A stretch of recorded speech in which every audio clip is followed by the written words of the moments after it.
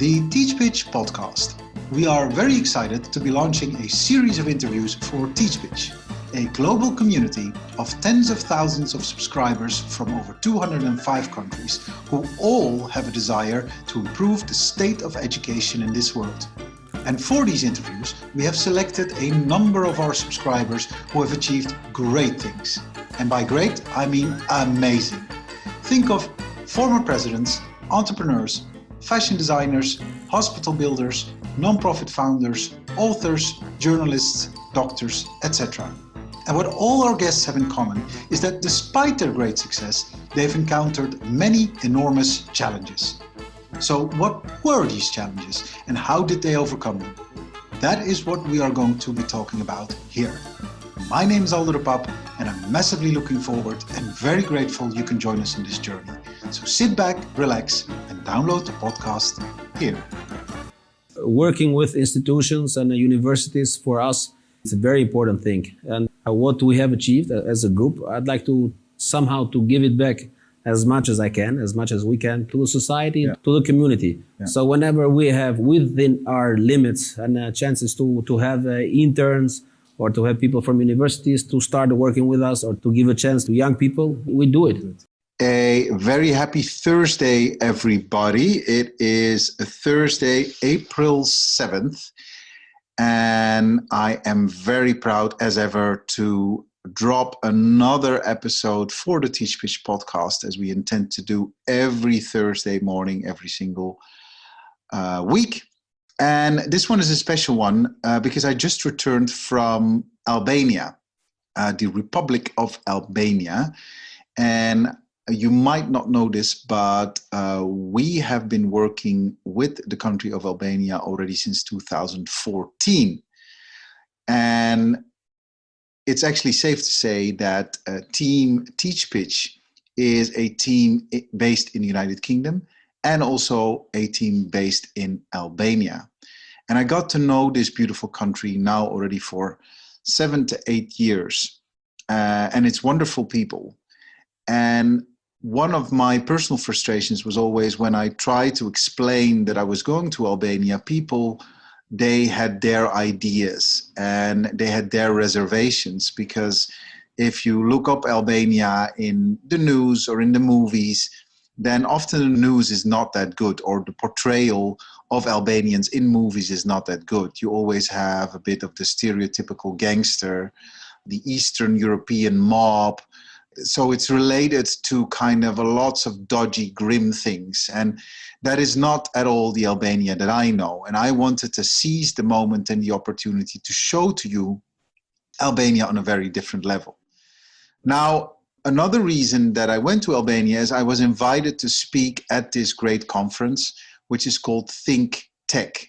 And ThinkTech has been given life to by a gentleman named Erion Isufi, who I know very well, and I had the privilege of interviewing him. So he's our guest for the 41st episode. And we speak about the economic development of Albania. We speak about the future of Albania. We speak about the day-to-day frustrations that Albanian youth have at this moment. And we speak about why something like ThinkTech or why technology could be an outcome for Albanian youth. And to be more precise, Albania is a country that for years now has suffered a massive brain drain. And this is basically an outflux of clever people, clever students, or people who get the opportunity to go abroad, to work abroad elsewhere, and these people leave the country never to return. So for people who are looking to build the economy, it's very difficult if at the moment that someone basically has an opportunity, they right away leave the country rather than reflecting on staying. Now, I'm not blaming these people. I think that's just a very normal thing. If you can get a good job and a good career and a good life opportunities abroad, then that is what you should do. But I think what initiative like ThinkTech and what people like Erion and Isufi want to demonstrate is that if you choose the right career path, then there are also loads of opportunities and loads of career growth and a great life to have in Albania as well. And specifically, we talk about how technology could be an outcome. And I have in front of me here a report from the World Bank that was published in October 2021. And it speaks about how technology has changed the economic DNA of Albania. So it basically claims that the digital trade in goods and services has played a crucial role in keeping Albania's economy going, specifically during the pandemic, but also after. So the digital economy is creating new job opportunities for Albanians. And the government and loads of companies, national as well as international, are investing in keeping young men, young women in the country by offering them job opportunities in working in technology and demonstrating to them how great it could be if they were to become a developer or choose a career in technology, that they could really contribute to great products and build great products. So that is a little bit what this conversation is about. I thought it was a great conversation. I was also a bit spoiled because it was recorded on a beautiful stage with loads of, I believe, 4 cameras, one kind of rolling camera, and then 2 cameras from different corners. So way too much for what we're normally used to. But I think it makes for some great footage. And I also hope for a great interview and conversation. So I sincerely hope you will enjoy this interview with Erion Isufi, ThinkTech. We are so happy to be partnering with Hee Ha Ho, an interactive video platform that enables teachers and students to easily create amazing clickable videos for learning. Check out heehaho.com for more information and your free starter account. A big thanks to our friends at Zeus Maths Challenger, the only puzzle that effectively boosts your numeracy, critical thinking, and brain power. Go to czeusspuzzles.com to get your brain buzzing. And we're so excited to be working with the team at Learning Ladders, the only platform that provides assessment that goes way beyond tracking to effectively support teaching and learning for EYFS, primary, and secondary settings. Go to learningladders.info to find out more. A very warm welcome to yet another episode of the Teach Pitch podcast. And this is a very special one, I have to say, because I have flown in from Aberdeen, Scotland, to the beautiful city of Tirana, capital of Albania. And I'm a guest here at a very exclusive conference, a very novel conference, I must say, which is called ThinkTech. Mm-hmm. And I'm very happy and feel very honored that I can speak to the founder of ThinkTech and the founder of Landmark, Erion Isufi. Thank you, Erion, I would like to say welcome, but actually you're the one welcoming me. So thank you for having me over. Thank you for coming. Yeah, and also, well, look at us, look at the stage, look at the cameras, look at the microphones. I'm not used to interviewing in such a professional setting. So it's quite a spectacle. And we're basically on the forefront of what is to happen, because I have to be honest, we're on lunch break for a hackathon that is currently ongoing here with ThinkTech. Mm-hmm. And tomorrow there'll be a beautiful lineup of speakers from loads of companies, universities, who are going to talk here at ThinkTech. And now, before I get to you, Erion, I want to make sure that everyone understands what ThinkTech is and what it does.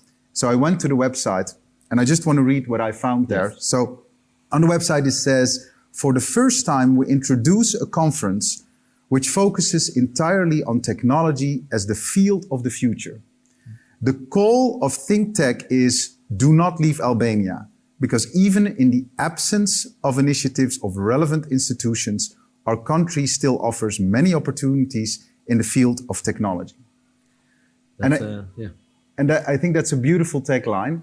Do not leave Albania. Do not leave Albania. What do you mean with that, Erion? When we started, it sounds a bit like a cliche to do it for a better goal and for a better future.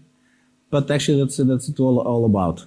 After developing over the last years, that Albania, especially Tirana, but also Albania, has had this industry, the software industry, really embraced and changed a lot, not only for the city, for the country, but for the everyday lives of the people, especially the younger professionals who embraced this profession. And unfortunately, it's not only in Albania, but also in the surrounding countries and maybe the whole Eastern Europe, where you see the absolute hunger that, in a sense, that bigger countries like Germany or the Great Britain or Italy have for developers. As we all know, everybody needs developer. Now developers are becoming this very high commodity. We saw that, unfortunately, large numbers of young Albanians are leaving for a better future, in a sense. And it's not per se a bad thing, it's a good thing. I myself studied abroad, but I came back. We'll get into that later. But of course, we do not like the brain drain. Yeah. We do not like that young people, younger families, professionals, not only developers, but also in other professions, leave the country for a better future, in a sense, for more money. Yeah. I mean, in the end, that's all about, I think. Yeah. Right or wrong, that's what I think. And just to put it in numbers, Yeah. so before we started recording, you said that, for instance, Germany is enjoying an influx of lots of Albanian people. I think you said something like 10,000 a year? 10,000 a year legally, but Yeah. you also have to consider the ones that go there, unfortunately, also illegally. But through the embassy process, so the legal process of acquiring or getting a job in Germany, it's 10,000 people a year. Yeah. And you'll notice that Albania is not a huge country. We now have, 2.8 million people? Yeah. And the bad thing is that these 10,000 people are all, I think, between 25 and maybe 45 years old. Yeah. I mean, those are the people you don't want to lose. Yeah. You know, they drive the economy. Yeah. It's the middle class, and in Albania, it's the upper middle class. So yeah. Yeah. So, if I get this correctly, you're trying to showcase that through embracing technology, people in Albania, more particularly the youth, can have a good life, develop themselves thoroughly, and build great careers, also by staying in the country. Yes. You don't necessarily need to leave the country to become a skilled developer, to make good money, to build a family, to build your future. It has changed a lot over the last maybe 5 or 6 years. Before that, being a developer in Albania was seen as a, underrated job. Yeah. Let's face what it was. And then with the evolution and revolution that it had in the country, now the developers are really number one of, I think, even better than, medics, people working in hospitals. Yeah. And with that, the influx of larger companies, for sure, that came especially to Tirana, brought also a lot of expertise. Yeah. So people who were before that driven to go to work abroad for a larger group or for a company in Italy or Germany, they don't have to, because they can work here. I mean, as a matter of fact, we're working very close with Sisal, and Sisal is a multinational Italian-based company, national lottery, gaming, especially a software company, because for them software is hardcore. And with us, over the last 4 or 5 years, we have managed to put into work more than 450 people for Sisal, for Sisal Hub, which is a great thing. And that's not the only example. Yeah. So there are many such examples. So many people also left because they wanted to grow professionally, to have a better career. And the only way to do that was to go abroad. Now you don't need to. Yeah. There are big companies here. I don't want to name other companies because, but there are German companies, Italian, British, Swiss, French. You can do it here. So that's good news for Albania. Yeah. It's no longer needed to leave the country to grow the economy. Before we get to your story, because you're an example of someone who studied abroad and then came back, I just want to explain or further dive into the format of ThinkTech. So it's twofold. It's on one hand, it's a hackathon, right? Whereby young developers with great ideas are invited for a contest. Am I correct? And Yes. then you so this is ongoing now. They're invited here to create something. At 3 o'clock, 2 hours from now, we'll have all the presentations of all the 6 teams. Yeah. The main theme is smart solutions. So each team has a smart solution about something, about the house, about the city, about office, about COVID, many things that we will also have the chance to see together. And we did it 2 days. It's a lot of work, and I want to tell to have a special thank you for the guys from Landmark who worked a lot. 2 days of such activities is not a small thing. Yeah. But we need to do it. We need to show to everybody, to the world, that we can do same events, hackathons, ThinkTech forums as anywhere else. As anywhere else, yeah. So And that brings me where I think you did very well for the second track, because you also invite institutions, Yes. companies from abroad to join you in co-organizing Yes. ThinkTech, right? Working with institutions and universities, for us, it's a very important thing. And what we have achieved as a group, I'd like to somehow to give it back as much as I can, as much as we can, to the society, to the community. Yeah. So whenever we have within our limits and chances to have interns or to have people from universities to start working with us, or to give a chance to young people, we do it. Yeah.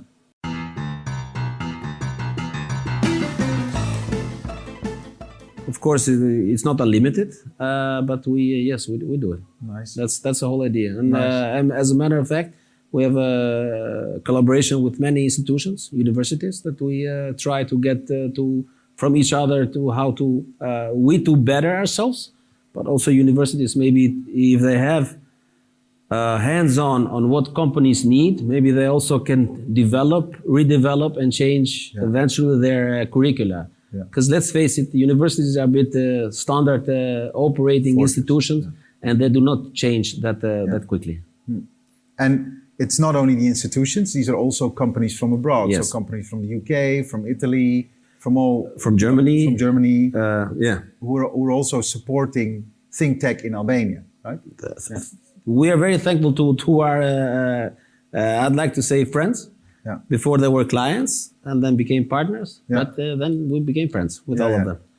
And because they also make it happen. Because let's face it, everything costs. So without having anyway a budget, we cannot run this show. Yeah.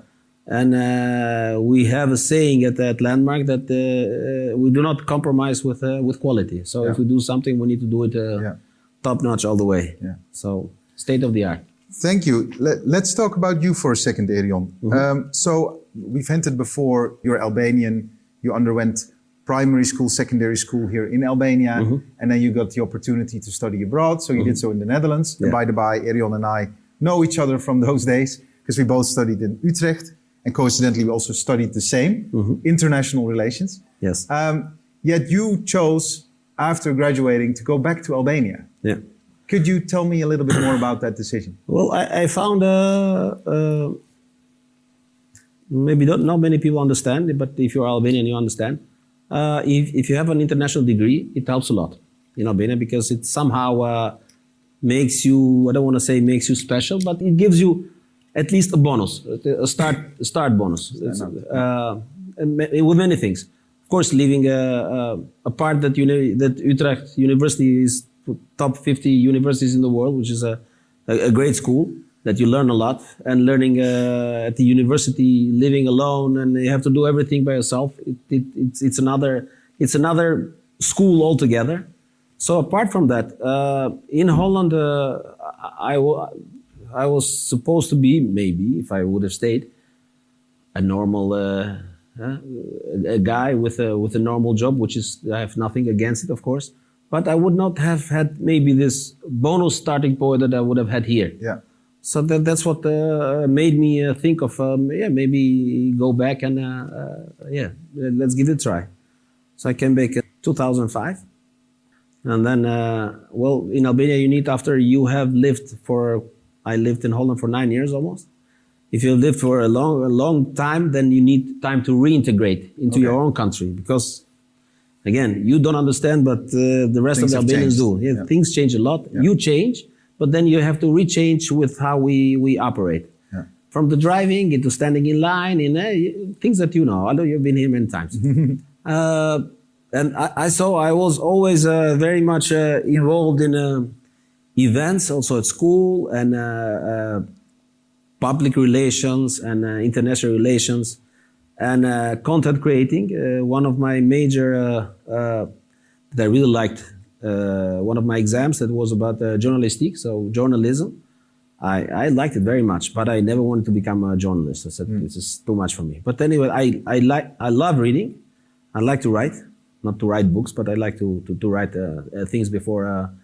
And I saw a gap in the market over the years, with in communication and in advertising and in marketing. And I thought that something was missing, and maybe that my experience in Holland would somehow benefit me, and then benefit also the market. Yeah. I found that marketing was seen as something very solid, square, and that you did not have many room to maneuver. Whereas, let's face it, Holland is a land of creativity, and it's an awesome country. It's had the opportunity of a lifetime. I mean, I think to be there, and especially I always wanted to have something, an agency or a company, where you could develop 360 degrees of marketing, creativity, communication. So, in a sense, the whole idea, and I think the idea with technology that came later, that you need just one guy, the client, that we need one guy, one telephone number for anything. To do it all. To do it all. And that's your first challenge, because you were ahead of your time, because you brought that concept to Albania. And then the first reaction was, we don't know what you're talking about, right? Which by the by, you've described as your first challenge. It was. Yeah, we're going to discuss your 3 challenges. And talking to people, trying to explain this. And let's face it, 12, 13 years ago, talking about marketing in Albania to Albanian businessmen was not the easiest subject. And I said, give us a chance, man. I mean, we started with a very solid and core team. Most of them are still around. And I knew the capacity of our team, also myself. So I never doubt that we would succeed. We'll succeed, and I don't want to say be here where we are now, because it's every day is a challenge. It's a never-ending story. It never stops. You need to develop every day. You need to learn every day. You need to change according to what's coming, to the new trends and everything. And of course, marketing, I'd like to say, is so beautiful from the outside. Yeah. All the nice romantic comedies, somehow they all happen inside a marketing bureau. So you see young girls around with the beautiful offices, flowers, presentations, and 2 people fall in love, and then they break up and they fall in love again. But within it, it's hard work. And the only thing that I know of marketing is I don't think we have anyone in our organization who has studied marketing. I think marketing is a calling. Of course, it's a profession, but it's not that now I'm a marketing guy, or a marketing girl. It doesn't happen like that. It's a passion. It's something else. And so, well, let's start with the challenge. So you come back in 2005, you introduce this concept of, a one-stop shop for all your marketing ideas to companies, and you start with a small team. When was it that it started to pay off? When did it become slightly more successful? Because I can imagine the startup journey wasn't without any pains and whatever. Well, I'd like to say we're the only marketing agency in Albania that have done 2 rebranding campaigns for 2 mobile operators. And I believe also in the Balkans, I don't think there are many. Now we can say the names, Al Telecom and One Telecommunications, because now they are part of the same group, a bigger, larger group, Hungarian group. 401G bought them. So I said the one in the big family.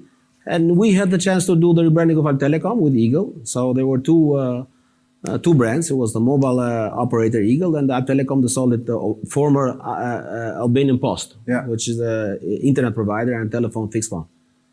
We did that rebranding. It was a huge campaign, a massive success. Very proud of that. I think it was 7 or 8 years ago. And then we did another one just before the pandemic, so during the pandemics, for one telecommunications, which was bought by a Albanian-Bulgarian group from Deutsche Telekom. Yeah. Also huge success, big success, great numbers. Yeah. And I can proudly say nobody has done it. So because of chances and everything, only us have done it, and both rebranding. And I can tell you, rebranding a telecom company is not is by no means an easy task. So coming back to your question, that was the first time that I saw doing the rebranding of a telecom, that I saw that it's paying off. Also in terms of, not only in terms of money, because we had clients right away and the business was running, but somehow marketing is also a feeling. It's not in the end only but numbers. Yeah. Because marketing is, you see the end result. Yeah. You see the advertisement on TV. You see how people react for new companies, for the name, for the product, for the service. So it's something very interesting. So, and Landmark is now a company of over 200 people. You've worked on all I lost the count. You lost count? Unfortunately, I used to know everybody. Now I do not know. Yeah. It's impossible. Sad part of the game. It's a sad part of the game. Yeah. But I mean, that's success in and of itself, right? So what would you say was the highlight thus far? What would you say kind of in 2005 to now, so that's 17 years? Is there one highlight you care to mention if I ask you, like? In terms of work or? In terms of work, yeah, in your Landmark career, has there been one? I think you already mentioned one with the telecom provider, but is there one that stands out? If something, I'm a communication guy. I like very much to delegate, and I have a trust in people. If you hire someone for a certain position, then you should give it to her or to him what he's asking for. So give to Caesar what is Caesar's, in a way. And I'd like to say proudly that I don't know how many TVCs we've done, TV commercials. I have not taken part in none of them. Okay. So I've never been in any TV shooting. Okay. Zero. Until today. No. This is interview. I'm part of it. So, and I'm not the kind of a control freak, so I need to control everything. Yeah. Our two creative directors are excellent, great guys. So I don't need to tell them this line, you need to put it there. Yeah. This actor need to have a longer hair, whatever. You know, it's. I never done it. I don't think I will start again. Yeah. I'm very proud that the people that work with us are doing what they're supposed to do. Yeah. Put it very simply. It sounds like the highlight is the people that you're doing it Exactly. with. Yeah. Exactly. Yeah. That's a great observation. I want to go back to ThinkTech, and then more specifically what you're doing with ThinkTech and the investment you're making in Albanian youth, because coincidentally, or maybe not coincidentally, Tirana is now European Capital of Youth for this year.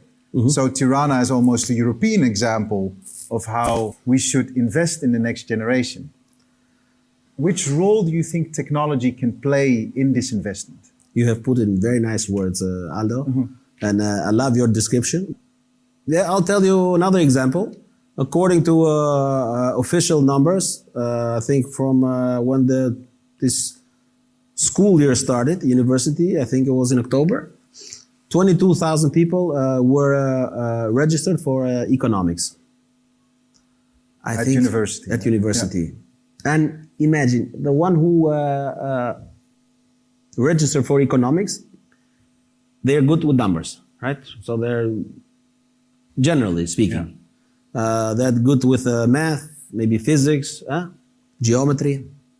They would be also, in general, the right candidates to become a software engineer or a web developer. Because nowadays, let's face it, becoming a web developer, it's not that hard. You know, you need to have a certain discipline to sit down, to learn, but it's not rocket science. Imagine, or I would imagine, there's 22,000 people, not 22, 10,000, go study for web development, ICT, software engineer. What it will change? It will change the face of Tirana, of the country, in 2-3 years. Yeah. Why? Because first of all, the market has much appetite, not only Albania. but also the other countries. We see requests coming in from our from clients, existing clients and partners, and also from other clients. And they need to settle in Albania because let's face it, Albania now has a certain name of that the software programmers and web developers are good, are solid. They speak at least 2 languages, English or English and Italian, or English or Italian. They're very well disciplined.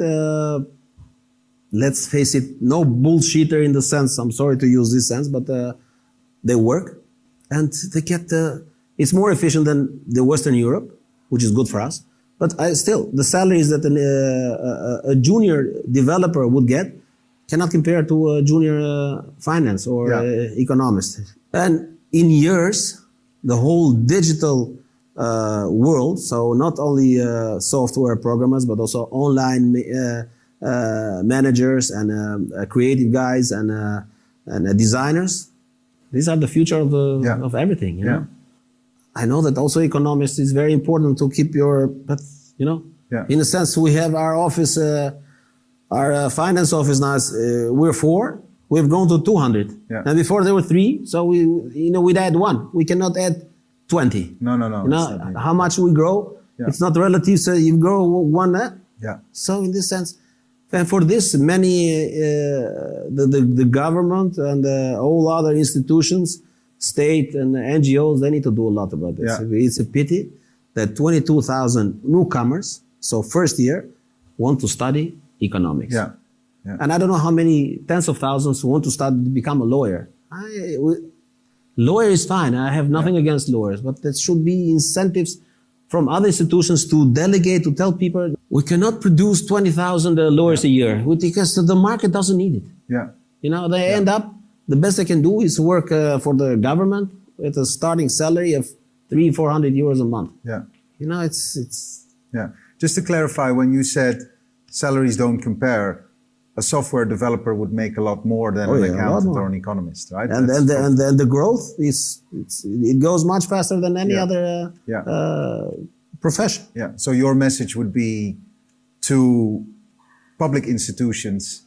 Supporting as much as possible university choices, like get into IT, get into software development, because there are brighter futures there, and we don't need 22,000 economists. You can work nowadays. You can work hybrid. You can work from home.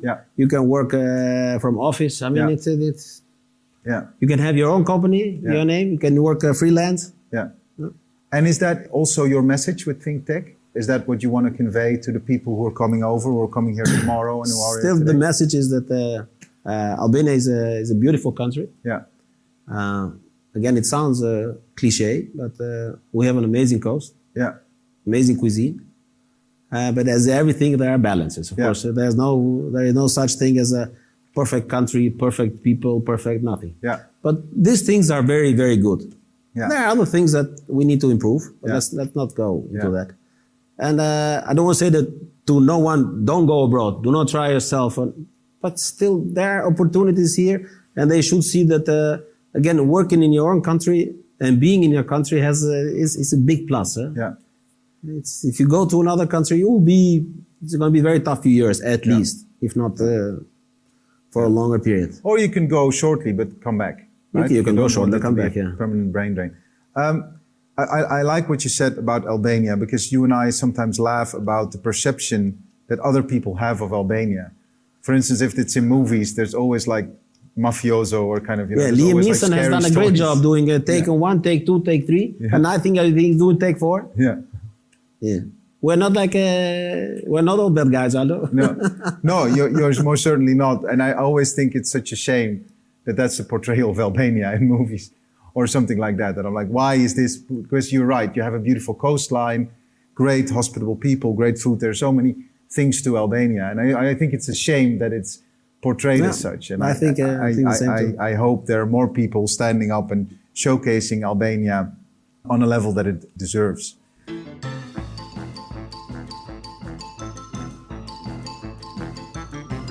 I want to go back to ThinkTech, because ThinkTech is gaining popularity. This is its 4th edition. Yes. What are your plans with ThinkTech in the future? Well, we want to organize at least twice a year in Tirana. Okay. So spring and fall, more or less. Then we want to organize one or two in Kosovo. So we're preparing one in Prizren. Maybe we'll organize one in Pristina. And maybe one international one somewhere else. We have started a strategic cooperation with this group, Visegrad Group, Visegrad Fund, from the Me Out group based in Budapest, from the Visegrad countries. And we're thinking to maybe starting from next year, together with them to do a more focused collaboration, especially based on ThinkTech, where you can do in all the countries in the Balkans, we can do one ThinkTech with them. So using local companies like we do here, local guys, but with the help of ThinkTech and Visegrad Fund. That's it. Yeah. And you envision it to be kind of almost an independent non-profit platform. That's the idea. Yeah. We want to become eventually an NGO, to become also, it is very much connected now with Landmark, which is how it is. But of course, also in the future, it's not that Landmark is going to go anywhere. But I want the people to see now, people see that very much ThinkTech is part of Landmark, because in a sense it is. But I want to keep it out, to become an NGO where we can also invite also the competitors of Landmark. Yeah. Because, let's face it. Because you need them also to put technology on the map for Albania. Exactly. Right? Exactly. You don't have there's no competition in this. But in this again, message. if you invite a bank, you cannot invite two banks. No, okay. So if you invite one telecom company, you cannot. Yeah. So in a sense, you are also limited on the. And I'm very thankful to our partners who made this possible. So that's the whole idea, to become an NGO, maybe more with a more regional focus. Yeah. Also to help to give the same message that we do it here, to give it to other countries. Because other countries in the region are facing the same problem. Germany is it's getting everybody, man. Yeah, lots of people are off to Germany. Big country. Yeah. I want to go back to education. Yeah. Because the Teach Pitch podcast is about education and making innovative changes in education. And that's also a cause close to your heart. Yes, right? Very much. So one of the things I'm wondering, and I think you already partly answered it, is like in universities, they don't really give you the know-how on how to become a developer. So there's a little bit of a gap between what do you need and what they teach. Yeah, applicability. There's not a lot of applicability when you're out of university, which I think is a global problem. Because when we came out of university, what could we do, right? There's no direct fit. Everyone has that problem. You need practical experience. But you say, well, you take it one step further, specifically when it comes to technology. So which role, and also what would be your message then? So which role do you think teachers in Albania should play in this? Or schools, so current public schools? Where do you think they should adapt? Teachers are the first, most important person who is facing the students. But a teacher somehow is not independent. They need to follow the school guidelines. The university, whatever they teach, he will teach, or she will teach. So in this sense, they need a bigger collaboration with companies, with us, which some of them do. I'm not saying that everybody should come to us, but to have the feedback of where it's going. And also the theme for tomorrow is Web3. So we have Web 1, Web 2, and Web 3. Are we going in the direction of Web 3? So the whole economy, industry needs to focus on Web 3 or not? Yeah. So these are, I don't think institution in Albania is thinking about this, let alone discussing where the future is going. And other countries are already taking measures, that maybe the blockchain and the NFT and everything, the world is going there. Yeah. So we need to follow the path, or not. Maybe the world is not going there. No. But at least you need to know about it. Right? Exactly. Yeah. And here we are a bit way behind on the terms of, in this sense, the government has to do a lot. Yeah. They are the body that needs to guide. I don't want to become political or anything, but from the outside, Tirana is the youth capital, but it's a bit for the one who see it is the youth capital but it's not the youth capital because many youth, they want to leave. So it's kind of, it contradicts itself. It's not this happy, shiny city when everybody wants to stay. You know? But there's still lots of work to be done. There's lots of work to be done. Yeah. And so with regards to schools and teachers, you say they should increase their knowledge on what digital is, right? And what technology is. And we see this as a big handicap for our needs. And in this sense, we are moving into direction. We would like to start our own academy, university, focused on ICT, digital and design, creativity, online media also. Myself, I've been working for this before the pandemics. Then the pandemics happened, and somehow we had other concerns, bigger concerns. But I see a positive trend, at least in Tirana. There are a few academies that are popping up. I don't want to mention any, but English-sounding names, excellent, the best curricula in Silicon Valley, New York. But we need to think locally, you know? Yeah. Or that's what I think. We need to see what works in the surrounding countries. Because I don't think, being fair and square, I don't think what works in Silicon Valley will work here, you know? It's not the same, it's not the same comparison, and it's not the same. So I believe maybe we have found a good partner. In Bulgaria, we're working with a partner there. Let's see. But it's going to be very exciting. So it's exciting. It would be your own university, you say? Not only my own, because I cannot do everything myself. No. In partnership. Even I have my own know my own limits. In partnership with friends, and with our partners, and maybe with some of the clients who share the same vision. That the guys who are here for a longer term to stay, usually they share the same visions because they face the same problems that we face. That's. I think that's very interesting. You're in the same market. You share the same pains and have the same vision on how to resolve it. I also think you could do almost a hybrid form, because you mentioned like the knowledge of Silicon Valley could be good, but you need an interpretation of that knowledge for Albania, right? So it doesn't mean that you cannot use what the works material. in Holland is not per se it's going to work here, and vice versa. You need to almost translate it and apply it. So but you could do good partnerships there. And, that's an exciting prospect. That's the idea. That's why if I don't want to rush into things. I want to do it. If we do it, I want to plan it really very thorough and very carefully. And if we start with it, then And it would be for Albanian youth? It would be for youth in Albania, but I think it's open for everyone. It's not going to be only for Albanians. But primary is going to be for Albanians, yes. Nice.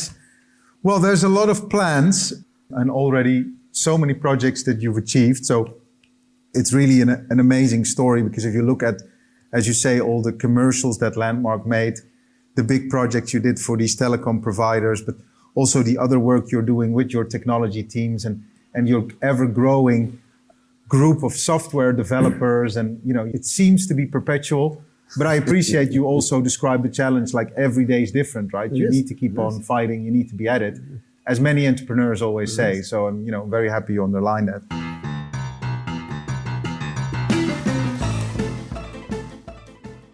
We're almost at the end of this interview, Erion, and thank you very much for your time. My two very last questions would be, and I ask these questions to everyone. One is about reading. So I always ask my guests, is there any particular book that has inspired you and that you would like to recommend to others to read? I studied history in Holland because I still love reading. And going against the will of my dad, who passed away 2 months ago. I miss him so much. Studied something with numbers, economics, finance. You're good with numbers, Erion. Said, no, Dad, I love history. So then he said, okay. So I remember at the University of Utrecht, and at the library, the big library. So I went there to get books for the exam that we had. And I always got lost, looking for a book, finding another one, and it ended up the whole day reading about something totally different that had nothing to do with the subject. One book that really I read, and it's, I think, funny special. It's 12 and the Gods by William Bolito, a South African author. 100 years ago, I think he wrote the book in 1926. He died, I think, 1929. It's a book that was written a century ago, so it's outdated. Some things that are in the book, of course, are for the 20s, 100 years ago. Some people might find it a bit offensive, but I don't find it so.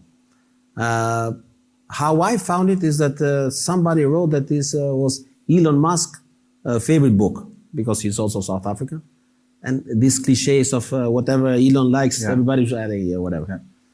But then somehow I looked it up and read a few reviews. And it caught my, because it's a history book, that's why it caught my attention. So it describes the life journey of 12 very unconventional figures, historically. So it starts with Alexander the Great, Napoleon, Casanova.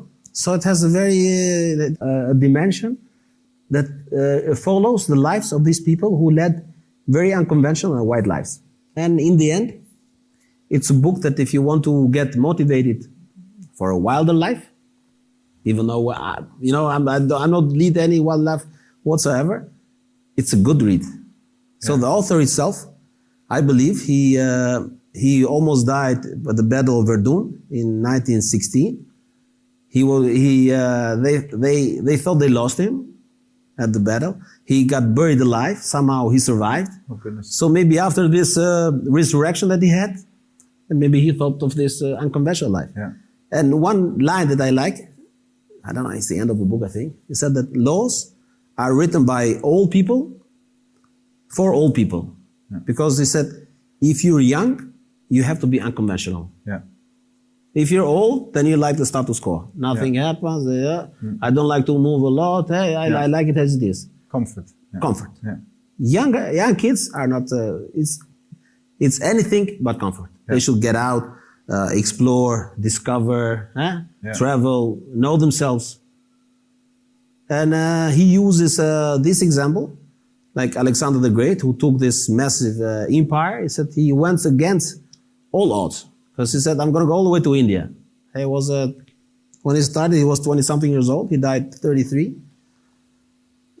And so that's the whole idea of the book. Yeah. And one thing I like about with Alexander the Great, going back to the proud Albanian, he describes the women of Epirus.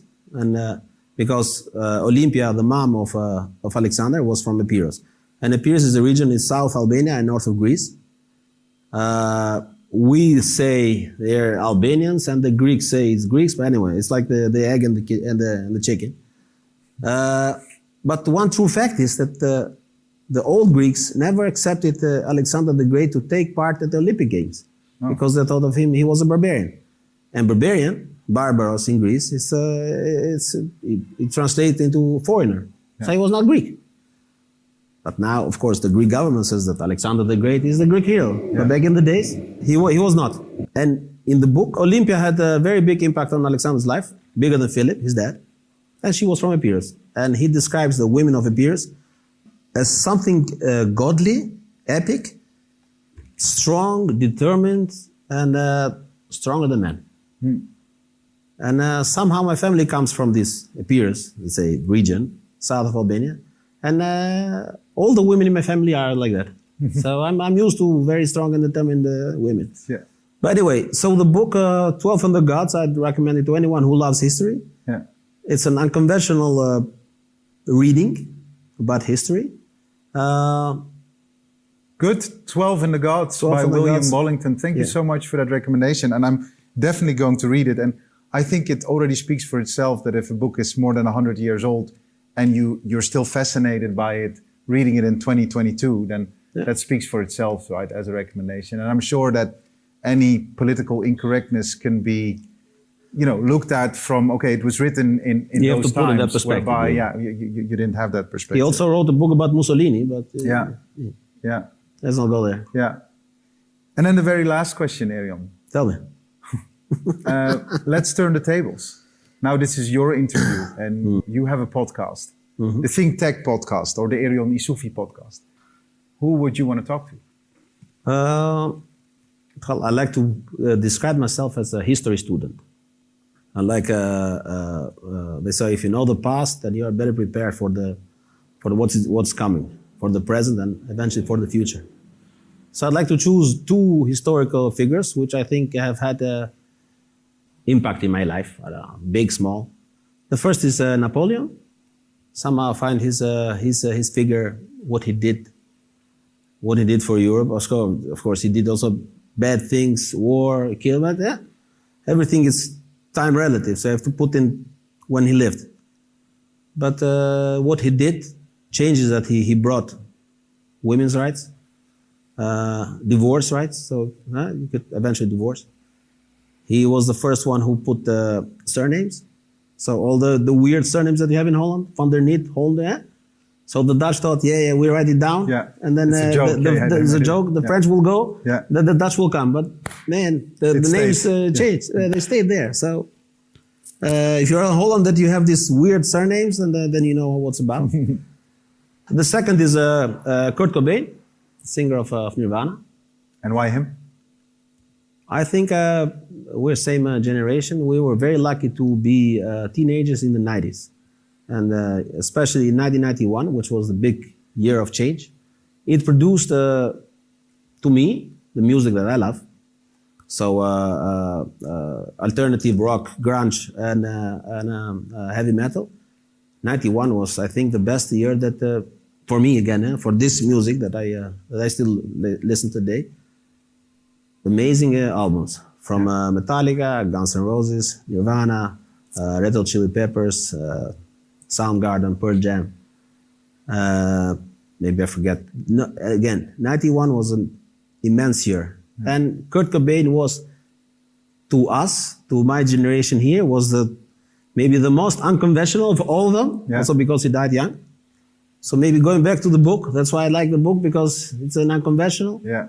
And Kurt Cobain was anything but a conventional singer guy. So these two. Yeah.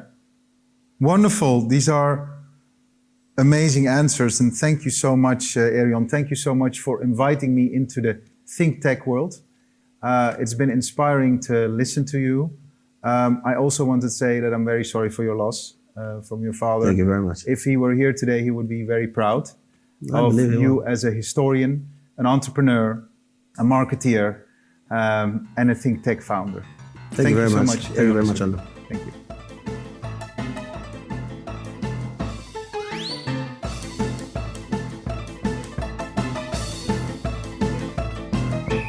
If you liked this episode of the Teach Pitch podcast, then it would mean the absolute world if you could share it with your friends and/or give it a short review on your preferred podcast platform. The more you share your ideas about these interviews, the more people will find out about them. So do let us know what you think. We'd be very, very grateful. Special thanks to Kevin MacLeod for our beautiful theme music, Le Grand Chase. This podcast was produced and edited by Natalie Piles. Project coordination by Inva Cheney.